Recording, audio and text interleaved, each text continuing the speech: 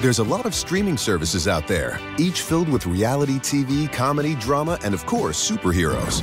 But there's one dedicated entirely to nonfiction TV and documentary films, and that's Curiosity Stream. History, science, nature, we've got it. Space, dinosaurs, big cats, we've got that too. And pretty much anything else you want to explore. Go ahead, add some smart TV to your smart TV with Curiosity Stream. Go to curiositystream.com to sign up and start streaming today. True North convenience stores have the snacks that will fulfill any hunger. Stop in and stock up on these great deals. Share size M&Ms, Snickers, and Twix, 2 for $3.50. Reese's Peanut Butter Cups, standard size, 2 for $2.50. King size are 2 for $3.50. Pocky Chips, 2-ounce bag, 2 for $3. Hostess Snack Cakes, 2 for $3.50. Save even more when you sign up for Shell Fuel Rewards. Visit TrueNorthStores.com to learn more. True North Convenience Stores. Fast, friendly, clean. Big Ben, tell us. Guys understand what just happened. I mean, we played a really good football team. They returned a lot of players. It was really good last year. And it wasn't looking pretty early. But we persevered. We fought through it, and we found a way to win. So, yeah, guys are excited. Okay, so get in here, and the first text from someone, without even eliciting text, or soliciting text, I guess, I should say, at that point of the morning, it comes in, it's just past 6 o'clock. It actually was before 6 o'clock. We get a text, and I'll read it verbatim. They, meaning the Steelers, they better change the offensive play calling. Look just like last year. It won't take long for teams to stop it like last year. That's the first text, the first reaction, the first thing we get after a 23-16 win. Now, that texter, I'll say this. Through the first quarter and a half, I didn't think Ben was under center enough. I would have liked to have seen that happen earlier. It happened. It eventually happened, and they were good. But if your takeaway from that game is they looked exactly like last year, you don't know what the hell you're watching. That offense, especially in the second half, again, the first quarter, you can make that claim. But because I didn't think that they were doing enough on 1st and 10 that was any different than what they were doing before, and I didn't think Ben was under center much in the first quarter, first 30 minutes or so. But after the first 25 minutes or so. But then after that, they seemed to get going, and the Matt Canada offense looked entirely different in the second half. I understand what people are saying, I guess, if they're saying the results were somewhat similar. Like, you had a lot of quick passing. Okay, that's fine. But look at what preceded the ball coming out of Roethlisberger's hands. And what you saw was, especially in the second half, was Ben get under center more. Ben turn around and have a fake handoff to the jet man, and then maybe another fake to Najee, and he turns with his back to the line of scrimmage. We talked about that so much. Was he going to embrace these Matt Canada concepts? And then he turned around and look. A third of his pass attempts came out of play action. They ran less play action than everybody else in the NFL last year. That is your number one primary fundamental difference between last year's offense and this year's offense.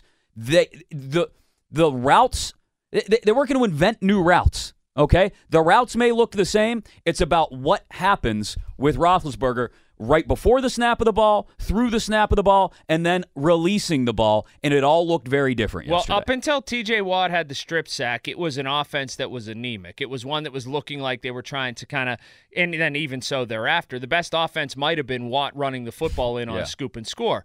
But after that, it was great, and it felt like it just took time to click. Like it was almost like Ben Roethlisberger and Matt Canada going, hey, guys, listen.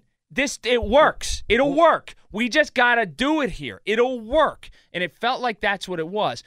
Obviously, you're handcuffed by what happens with the offensive line. I don't think they were great. I think they got better as it moved along. I didn't like the shifting early on. It felt like it was more confusion, more collegial, more too much stuff that Matt Canada does in college. Just have 65. Yeah, you don't need to put Dan Moore over there and then flip the tight ends across the formation. No. All that is window dressing. And it's too much to go ahead and try to sift through your brain as you're just trying to, not scared to death, but you're trying to block the guy across from you in your first NFL game. You don't need all that extra stuff, like you put it, window dressing. I will say this, the part that impressed me most, and Ed Bouchette said, well, it was a matter of necessity. It could have been. It might have been. But it might also not have been. Whenever this football game was tight at the end and the Steelers, they did not have a hammer back. They didn't have somebody that's a closer back. We know that. They don't have somebody they're going to come in and they're going to hand it off to 4 times and kill the clock off. the way that and again, perhaps it is because the offensive line can't block anybody in the run game. Matt Canada continued to throw the football down the field to close the football game out. And a defensive pass interference in this day and age in the NFL is just as good as a long completion, and people are trying to do one of two things, have one of those two results. It's by design. And we'll hear Ben talk later. Like I said, we'll hear Ben's postgame comments just after 9:30. But he was asked about the construction of the plays on that final drive, and they were, he said, a lot of RPOs. So Ben was going to the line knowing, and he says this as well, again, you can hear it from the horse's mouth just after 9:30, they knew that Buffalo was probably going to sell out to stop the run because they knew the Steelers wanted to run some clock and get out of there. And so Ben was given the decision going to the line more often than not on that final drive that ended in Boswell's field goal to put them up by 10. He was given the decision of what to do more often than not. Yes, he threw more often than not on that series because Buffalo was stacking 8 in the box. But he still did turn around a couple times and hand it to Najee. They didn't go anywhere. I think he had 2 carries for 2 yards on that drive. That's on the offensive line as much as anything, I think. But here nor there, the point is Ben was tasked with go to the line, read the defense, pick what works best. You got to run and a pass at your disposal.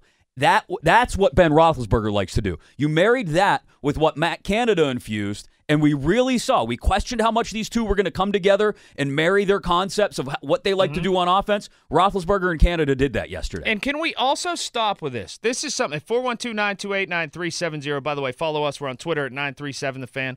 Driven by Jim Shorkey Kia, Wexford, North Huntington, Uniontown, Pittsburgh's #1 Kia dealer. Visit ShorkeyKia.com. Yesterday was testament to this if you didn't already have it, and it's going to be more testament to this moving forward this season. I can already tell you, I'm a soothsayer. I know this is going to happen. This constant, it's just stop this. Listen here, this is a big moment for me. Stop trying to do this in town because you play video games or because you play fantasy football. Stop trying to designate wide receiver 1, wide receiver 2, wide receiver 3. Stop trying to say who's the top receiver for the Pittsburgh Steelers. Yesterday was a significant moment in thrusting forward to you this. It's going to be by committee. Hell, Washington came off the bench and wasn't even going to play in this football game and got 2 quick catches. So, but you look at, people always say, well, who's the Steelers' top guy? He's not a top receiver. He's not a number 1. Newsflash to you. And even more, and especially talking heads that are trying to do this all the time on sports talk radio. The Pittsburgh Steelers have a meshing of 3 guys right now. Juju's a slot guy. Claypool's outside. Johnson is a do-it-all, jack-of-all-trades. He'll do whatever you need. They work in tandem. They work together. They work as a unit. And this constant need to try to get and designate these guys, it becomes mind-boggling. One time, Chase Claypool caught 3 passes yesterday. Knocked the wind out of himself on one, which is kind of funny. But sometimes he's going to catch 9 balls. Sometimes he's going to catch 3. Sometimes Deontay Johnson, I think he had 5 catches yesterday, was targeted 10 times. Sometimes he's going to catch 11. Sometimes he might catch 2. We always try to put these things in a classification, in a canister, in a definition. It is a true receiving core, Chris. Yeah, the top 3 are, yeah. I mean, because you can look at it in this regard. If you go by snap count, because we talked about that with the defense earlier, so let's recognize it with the offense now. Juju, 53 snaps. Deontay, 44. Claypool, 39, okay? 1, 2, 3, Juju, Deontay, Claypool. Right. If you look at targets, though, Deontay Johnson had more targets than anybody else, despite having 9 fewer plays than Juju Smith-Schuster. 10 targets, 8 targets for Juju, 5 for Claypool. Like you mentioned earlier, Washington was sprinkled in there as well, 15 snaps and 2 targets. It's why you don't trade him, though, because he came in the football game and you didn't have to do anything different. Right. You can sit there if you want to and divide how many targets by how many snaps they had and who had the highest target percent. You can do all that, but I'm here to tell you that whatever numbers you arrive at and whatever conclusion you arrive at, especially amongst those top 3, it's probably going to be different next week. And it's probably going to be different the week after that. And probably different again the week after that. Because they're comfortable with any one of these 3 guys being the guy on a given Sunday or Monday or even Thursday. They're comfortable with Deontay Johnson getting 10 targets, even though he had 9 fewer snaps than Juju. It's about whoever is available in the moment in that play. And Look, we can all become such a ranking society. Well, fantasy feeds into this a lot because we all look at depth charts all the time. Did we win, by the way, Matt? We did, didn't we? Yeah, there we go. Yeah, we won big. Fantasy does. Let's talk to Eric and Carrick, one of our great callers. We like to sprinkle in the good callers on Monday morning. It's about volume, not necessarily about or it's about quality, not quantity. There we go. We'll talk to Eric and Carrick. Eric, good morning. Good morning. Good morning. One thing is, if there's no dominant receiver, to me, that's a tribute to Ben, who's always looking down the line until he finds whoever's open that day in that play. Yeah, very true. And the design of the play, too, Eric. I mean, let's not lose that. I mean, the plays are not necessarily, yes, you have a primary target, sure. But then they're not designed to just sort of chuck the ball up and pray. It's here's my first, here's my second, here's my third read, and he's making them. This team, and thank you for the call, Eric, this team will not function anymore, and people need to get out of this, and I think they probably are, so I'm probably preaching the choir a little bit, where Le'Veon Bell touches the football 47 times a game, and the other 12 you throw to Antonio Brown. It's not going to function like that. The best laid plans for this football team are, we got weapons, use them. And just because you got a fantasy football team, and I'm not trying to talk down to people, and I'm sorry if it's coming across like that, but because you have a fantasy football team and you have to set your WR1 and your WR2, well, you want to know real what to football expect. don't work that way, man. Well, and in some places it does, right? In some places they have a guy who is a clear-cut number one, but you're seeing more and more teams get away from that. You really are. I mean, look at Seattle, Lockett and Metcalf. One guy's won one week, one guy's won the next week. Look at what they have in Tennessee now. I know they look terrible, especially on defense yesterday, but I'll use them as an example. They had A.J. Brown. They went out and got Julio frickin' Jones, and so they've got a pair of number ones. More teams than not understand that it's not about trying to feed the same. Look, people would love to have, I guess, 2016 Antonio Brown. Everybody would love to have that. How many guys caught the football for Cleveland yesterday? Right. You have Landry, and you have Hunt, and you have Hooper, and you have Chubb, and Bryant, and Peoples-Jones or whatever. And then out of nowhere, you have Njoku catching the football. But what has the league learned about offenses that maybe lean too much on just one guy, especially in the receiving game? Where does it get people? Did it get the Saints a Super Bowl when Michael Thomas was the getting 180 targets? Did it get the Steelers a Super Bowl when AB was getting 160 them up and you targets? Make someone else beat you. So you have to have the other guys that can beat them when they take away whoever they believe your primary target may be. You could use Buffalo as an example if you want. They took away Stephon Diggs yesterday, didn't they? And did a very good job of it. Where did Buffalo go after that? Cole Beasley, who dropped everything thrown in his direction? And Emmanuel Sanders, who got a pass broken up that was the biggest pass he had coming at him all year. And then disappeared. Right.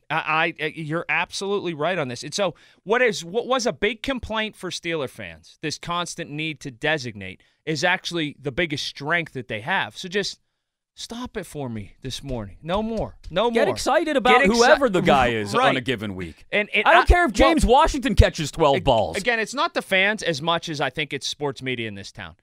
Some people trying to who's the Steelers' number one receiver? Who gives a hell? Yeah, as long as somebody makes a catch like Deontay Johnson made in the corner of the end zone yesterday, I don't care if Chuks Okorafor makes the catch, as long as somebody does. Ebron was sleeping in a tent for 3 quarters and comes out and makes a gigantic play. I got a little worried they forgot they had tight ends on the roster for the first 2.5 quarters yesterday. Yeah, it's nuts. All right, lots to get into coming up next. What did we call these? Off the top of our head. Outlandish overreactions. Yes, we're going to have those. Yeah, at 8:30. That's going to be pretty good. Neil Walker has texted me 32 times this morning as I'm trying to do a show. Yes, he wants to talk about Steelers. So we're going to have him on at 9 o'clock. That's perfect. Pittsburgh guy wants to talk about the Steelers on a Monday morning. Absolutely perfect. I'm Erin Ryan, political commentator, comedy writer, and host of Crooked Media's Hysteria. And I'm co-host Alyssa Mastromonaco, former White House Deputy Chief of Staff for President Obama. Each week on Hysteria, we are joined by a team of hilariously opinionated ladies to discuss the headlines from the serious to the absurd. We cover everything